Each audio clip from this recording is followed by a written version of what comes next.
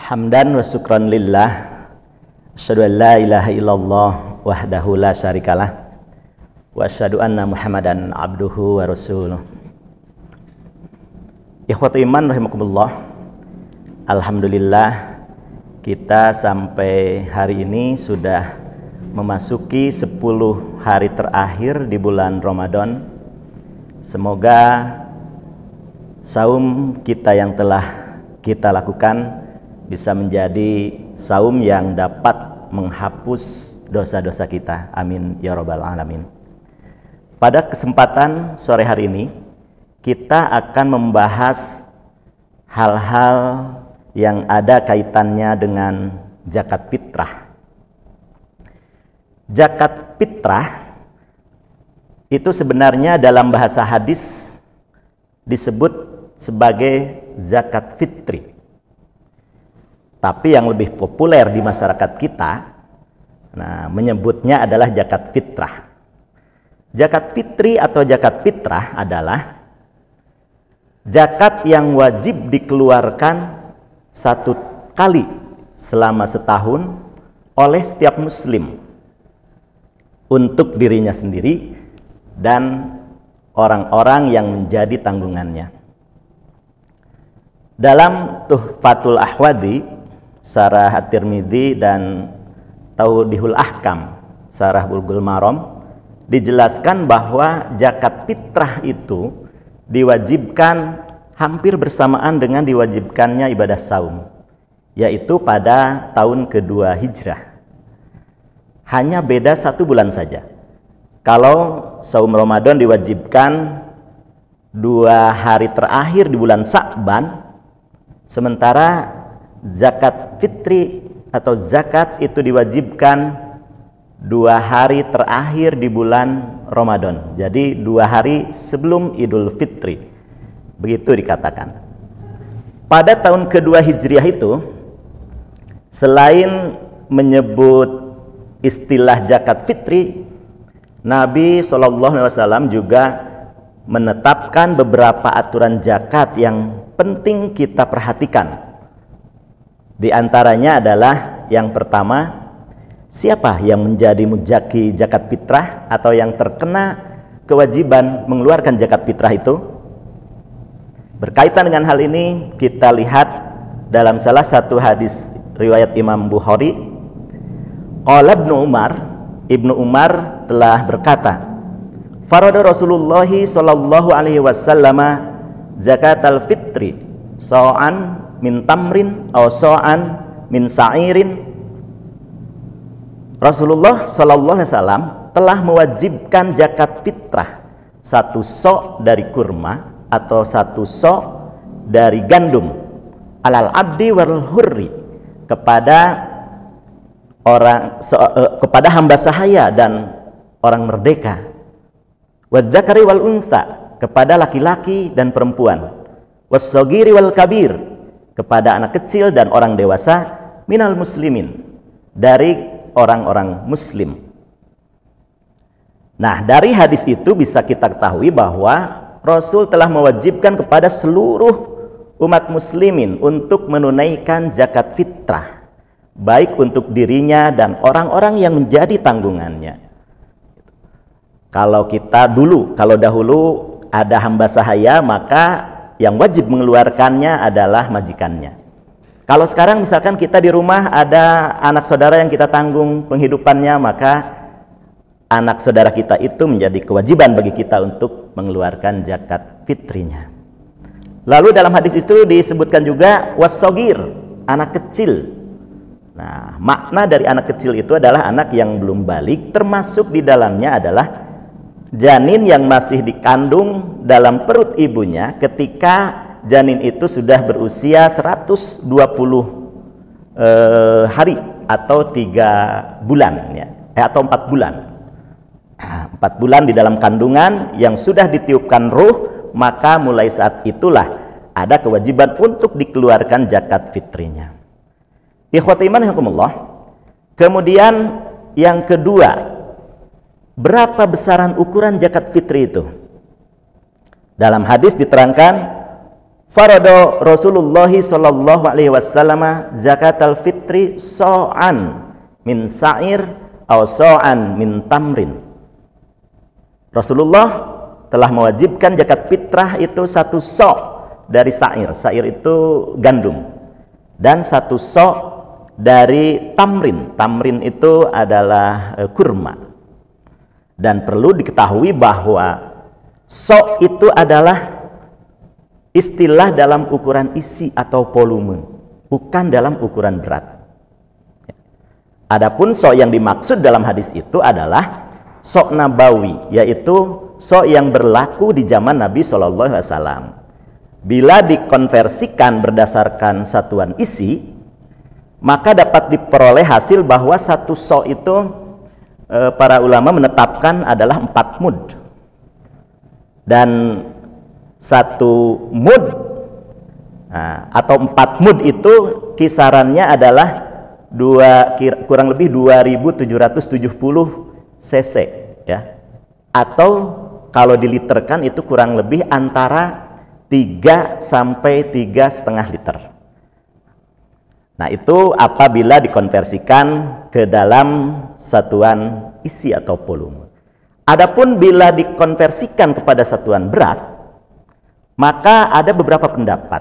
Menurut salah satu pendapat, dikatakan bahwa 1 sa' nabawi itu sebanding dengan 480 misqol. Nah, sementara 1 misqol itu sama dengan 4,25 gram. Jadi 480 misqol atau 1 sa' itu sebanding setara dengan 2040 gram. Atau dengan kata lain 2,04 kilogram. Nah, menurut satu pendapat seperti itu. Lalu menurut pendapat Syekh Abdullah Al-Basam, 1 sa' itu beliau mengatakan sama 4 mud. Nah, tapi 1 mudnya beliau mengatakan hanya 625 gram. Jadi 1 sa' nabawi itu setara dengan kurang lebih 2.500 gram atau 2,5 kilogram. Nah, itu menurut pendapat Syekh Abdullah Al-Basam. Lalu kalau kita lihat pendapat Dr. Wahbah Juhaili dalam tafsir Al-Munirnya, beliau mengatakan bahwa 1 mud itu sama ya, 1 sa' itu sama 4 mud. Nah, hanya 1 mudnya itu menurut beliau adalah 675 ya. Kalau Abdullah Al-Basam itu 625, kalau menurut Wahbah Juhaili itu 675. Sehingga 1 sa' itu setara dengan kurang lebih 2.700 gram atau 2,7 kilogram. Nah, itu menurut beberapa pendapat.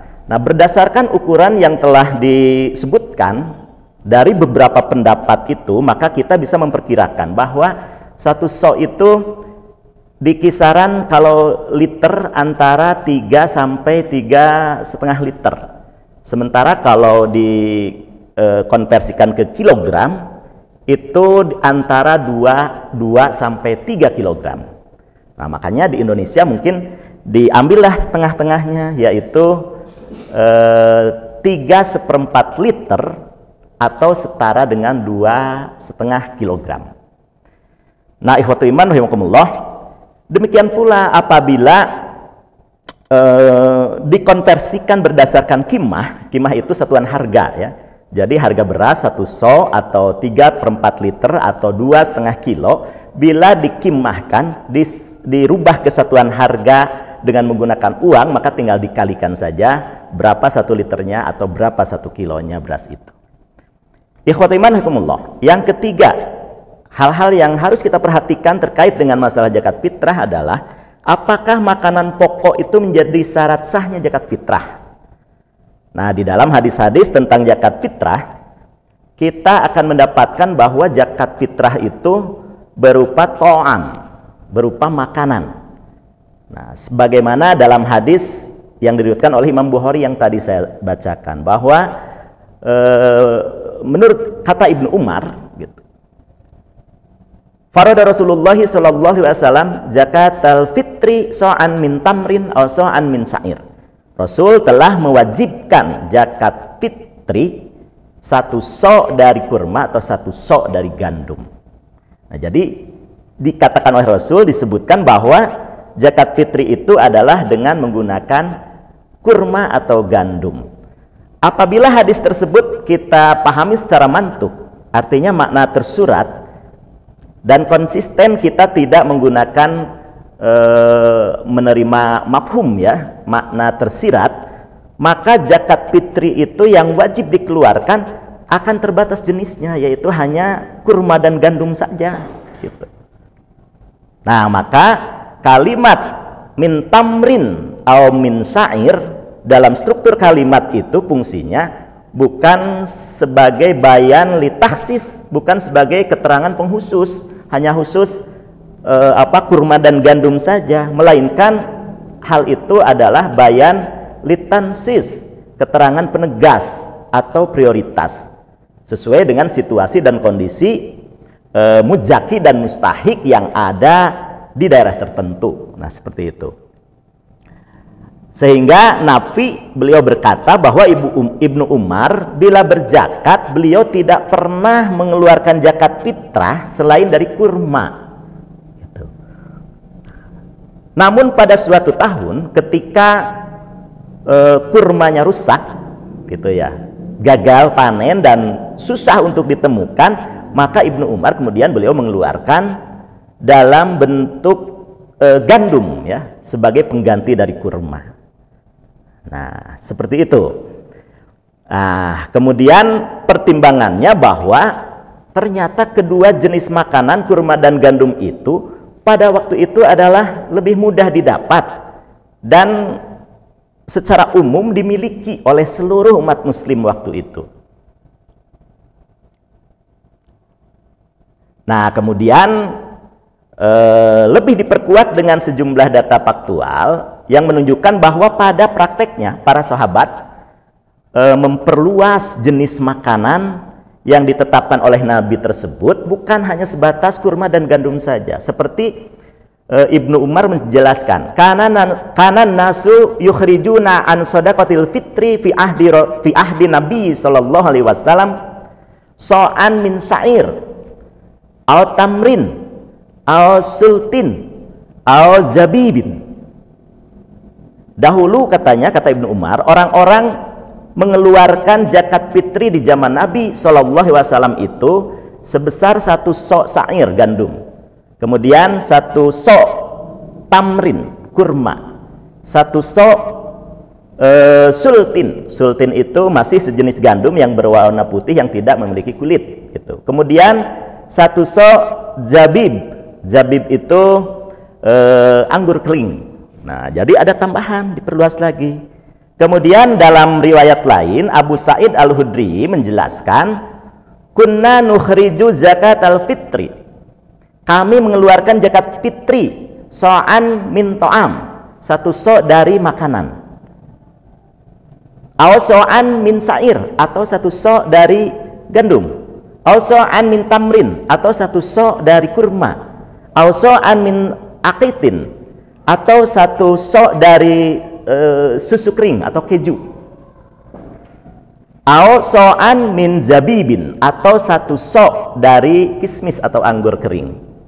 Nah, itu dikatakan oleh Abu Sa'id Al-Hudri dalam hadis riwayat Imam Bukhari.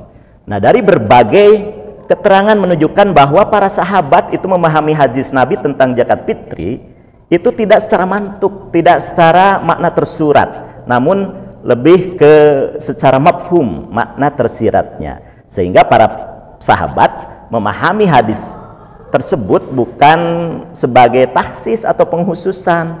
Hal ini terbukti dengan diperluasnya jenis makanan, bukan hanya kurma dan gandum saja. Nah, gitu.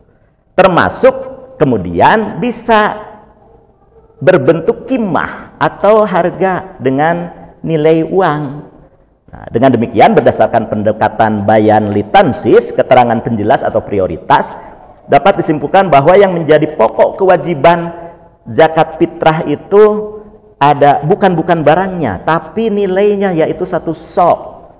Nah, sehubungan dengan itu Abu Sa'id Al-Khudri mengatakan, la ukhriju abadan illa so'an. Saya tidak mengeluarkan zakat fitri itu kecuali sebesar satu so'.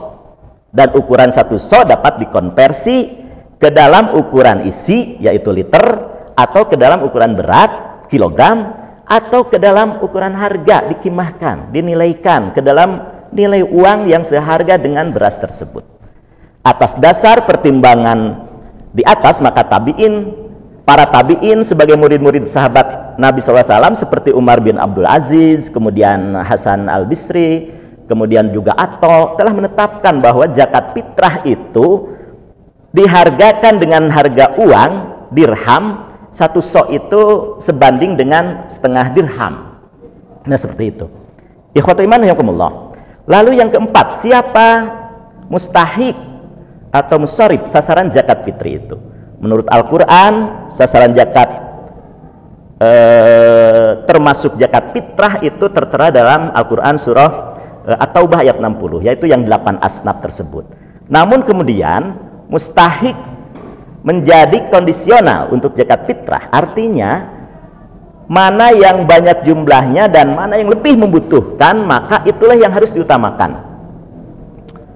Dalam hadis riwayat Abu Daud, Rasul pernah dalam riwayat Abu Daud itu dikatakan, farada Rasulullah SAW zakat al-fitri tuhratal lis-shaim minal lagwi warrafas wa tu'matal lil masakin.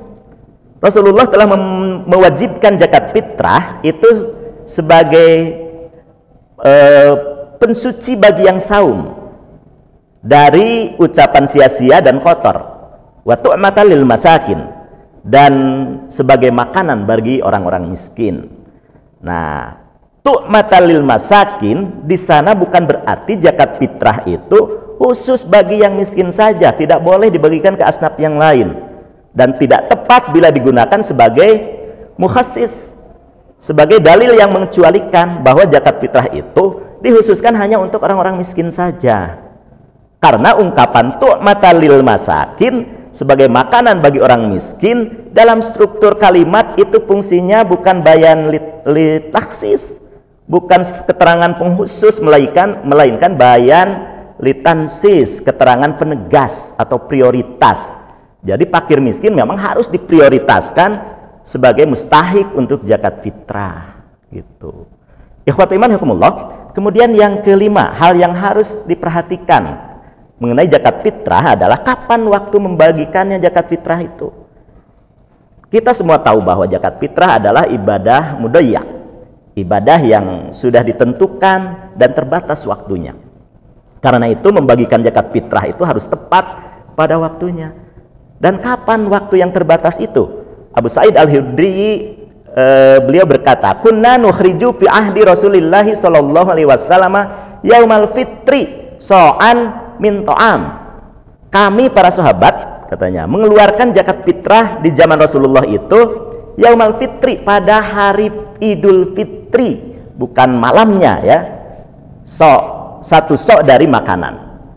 Keterangan Abu Sa'id ini menjadi petunjuk bahwa ketentuan waktu mengeluarkan zakat fitrah yang berlaku di zaman Rasulullah itu adalah yaumul fitri, jadi hari Idul Fitri pada siang harinya, bukan pada malam harinya. Kemudian dipertegas dengan hadis dari Ibnu Umar, anna Nabiyya sallallahu alaihi wasallam amara bi zakatal fitri qabla khurujin nas ila shalah.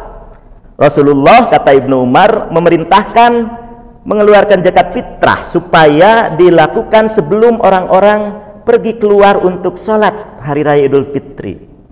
Itu dalam hadis riwayat Bukhari. Dalam redaksi lain disebutkan anna Rasulullah sallallahu alaihi wasallam amara bi zakatal fitri an tu'adda qabla khurujin nasi ila shalah. Bahwa Rasulullah memerintahkan agar membayar zakat fitrah itu sebelum orang-orang berangkat menunaikan sholat Idul Fitri, ya, dikatakan seperti itu. Dan untuk lebih jelasnya kemudian Ibnu Tin menyatakan sebagai berikut, qabla khurujin nas ila shalah, maksud sebelum orang-orang pergi keluar untuk sholat itu qabla khurujin nasi ila sholatil id wa ba'da salatil fajr. Nah, kata Ibnu Tin bahwa sebelum orang keluar pergi untuk sholat hari raya itu adalah sebelum orang keluar untuk sholat Idul Fitri dan setelah sholat subuh. Makanya berdasarkan keterangan tersebut, maka ketentuan waktu untuk menyampaikan zakat fitrah kepada para mustahik itu adalah dimulai sejak terbit fajar sampai sebelum menjelang sholat Idul Fitri. Demikian. Adapun disebutkan dalam riwayat Ibnu Hujaimah, wa anna Abdullah bin Umar kana yuaddi qabla dzalika biyaumin wa yaumaini, dan bahwa Abdullah bin Umar menunaikannya sehari atau 2 hari sebelum itu. Nah, dalam riwayat ini belum menyatakan, menerangkan secara jelas kepada siapa zakat fitrah itu diserahkan. Apakah dibagikan langsung pada mustahik atau menitipkannya kepada jami zakat gitu. Nah, berdasarkan riwayat-riwayat lain maka dapat dipastikan bahwa Ibnu Umar menyerahkan zakat sehari atau 2 hari sebelum hari raya itu bukan membagikannya kepada mustahik gitu, tapi menitipkannya kepada amil zakat, seperti dikatakan oleh Nabi, ya, anna Abdullahi bin Umar, sesungguhnya Abdullah bin Umar kana yab'atsu bi zakatil fitri illalladzi tujma'u indahu qablal fitri yaumaini aw salasati.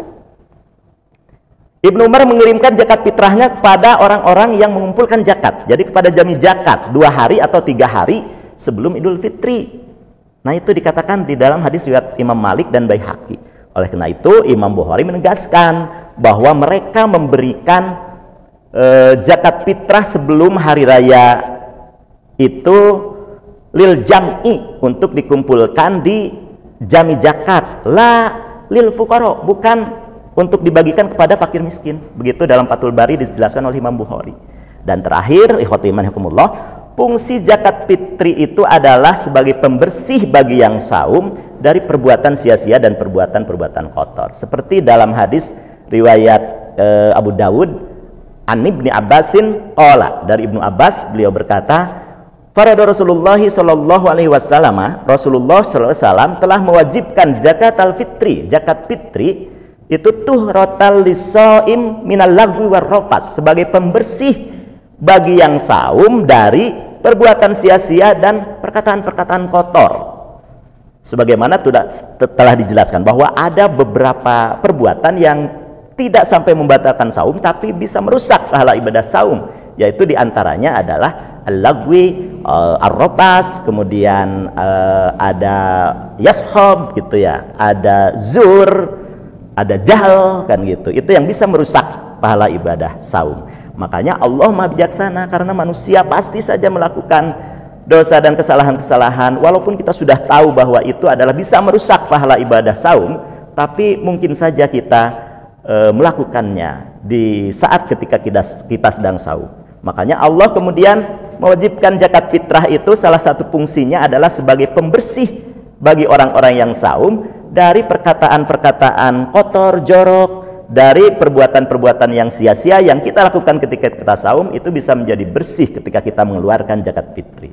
Wa tu'matal lil masakin, dan fungsi kedua adalah zakat fitri itu untuk memberi makanan kepada orang-orang miskin, sehingga orang-orang miskin pada hari raya Idul Fitri mereka tidak usah keluar dari rumahnya untuk mencari sesuap nasi untuk makan hari itu. Nah, itu hal-hal yang perlu kita perhatikan dengan yang ada kaitannya dengan zakat fitri. Mungkin itu saja yang bisa saya sampaikan. Mohon maaf kalau saya terburu-buru karena dikejar waktu. Mudah-mudahan ada guna dan manfaatnya bagi kita semua. Rabbana atina fid dunya hasanah wa fil akhirati hasanah wa qina adzabannar. Aqulu qouli hadza wa astaghfirullah li wa lakum. Wassalamualaikum warahmatullahi wabarakatuh.